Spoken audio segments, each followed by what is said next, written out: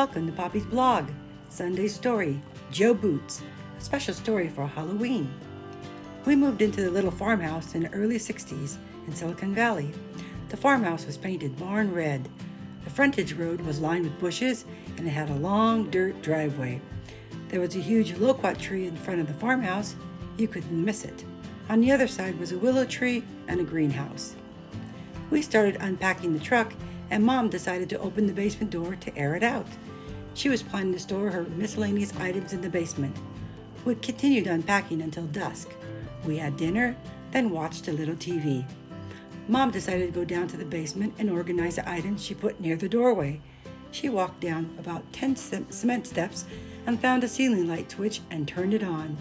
As she looked around, the basement was big and it had a cement floor with cedar wood walls. Far off to the left was a few shelves that looked sturdy enough to hold her boxes. She made her way over to the shelves with the boxes. When she put the boxes down, something caught the corner of her eye. She started walking towards the dark corner. It was an old wooden brown trunk. As she got closer, she felt the cold breeze shoot through her body. She figured it was the wind from the open basement door, so she zipped up her sweatshirt and continued walking towards the old wooden brown trunk. It had black leather straps with metal buckles on each side with a skeleton key lock in the center. She kneeled and released the black leather straps and opened the metal buckles. She could smell a stench but was determined to open the trunk. She opened the skeleton key latch and then had to push with both hands to open it because it was really heavy. Inside, she found a dark blue military uniform nicely folded along with a pair of boots. She picked up the dark blue coat that was heavy and walked over to the light to see if she could find a name. The name had been torn off. She called my dad and he went down to the basement. They both looked at the uniform and Dad said it was a Confederate uniform. It was double-breasted with gold buttons and a high neck. The pants had yellow stripes going down the leg area. The boots were old. My dad said, "We should put these back in the trunk." My mom agreed and walked over to the old wooden trunk and folded the uniform exactly the way she found it. That night, my dad left for work about 2 o'clock in the morning. He was a baker. My sister woke up and couldn't sleep, so she jumped into bed with Mom. Just when my mom went to doze off, we heard a boom. Then heavy footsteps coming from the basement. It felt like it lasted for hours, but it was only minutes. She got up, looked around, and didn't see anything. She drank a glass of water and then went back to sleep.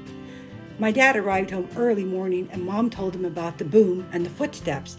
He said, "It's just an old house, just an old house." The following evening came along. We were watching dark shadows and heard a loud boom, then heavy footsteps coming from the basement again. My mom decided to go to the basement and my big brother went along with her with his bat.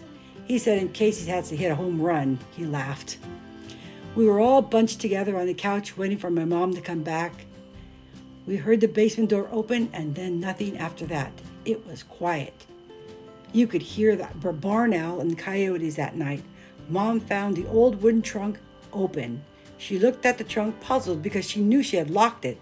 My brother said, "You must have left it open." He then helped Mom close the trunk. They came back up to the house. Mom looked at all of us and said, "When we hear the boom and the footsteps, it's Joe Boots." From that night on, we heard the boom and heavy footsteps almost every other day. And we would say to ourselves, "It's Joe Boots. He's out stretching his legs and keeping us safe." Let me leave you with this quote. What you leave behind is not what is engraved in stone monuments, but what is woven in the lives of others. Come follow Poppy the Author, a country girl at heart, on Facebook, YouTube, Instagram, and now TikTok.